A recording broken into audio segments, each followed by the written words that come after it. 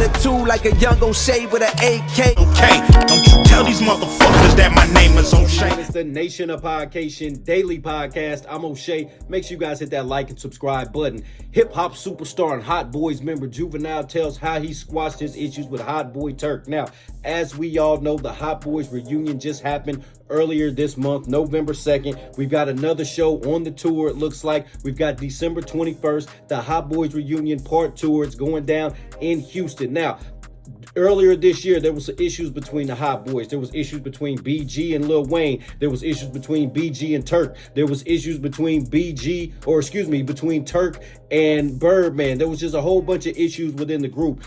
Not only that, there was issues with even this Hot Boys reunion happening. We know BG, he just did 12 and a half years. Turk did 8 years. Juvenile was locked up and had to do some time over some allegedly child support things and things like that. Lil Wayne had the gun case and he was locked up for a while. So there's been a lot of turmoil and a lot of what ifs with this Hot Boys reunion. Well, we know it finally went down at the Louisiana Fest, November 2nd in Louisiana, New Orleans. It went down, and that's fitting for that to happen there. Now, in a recent interview, Juvenile talks about how he and Turk squashed their issues and were able to go on tour together, perform together, and do all that. Let's take a look at this clip from Juvenile. Slow down on the internet. Yeah. I'm like, look, like, you ain't saying nothing bad, man, but you saying something. Yeah. So, you know what I'm saying?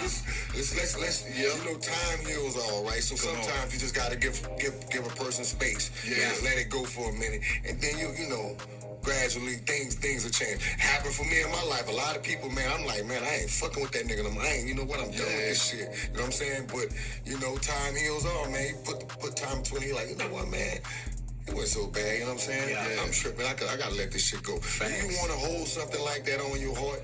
You got family, you got kids that's watching, you got fans that's watching you. Do you want to be that kind of role model, or do you want to represent your people like that? So I think that was one of them things with us with Turk. I'm like, man, we gotta wait till he gotta bring it down a little bit. Like, Turk, I'm dealing with. That's facts, because Turk was all over the internet. Like I said, he even got into it with a spat with yours truly right here. We was going back and forth for a minute. It was no disrespect, nothing like that, just a difference of opinion, you know what I'm saying? But same time, I get what Juvie's saying here. Let's tune back in.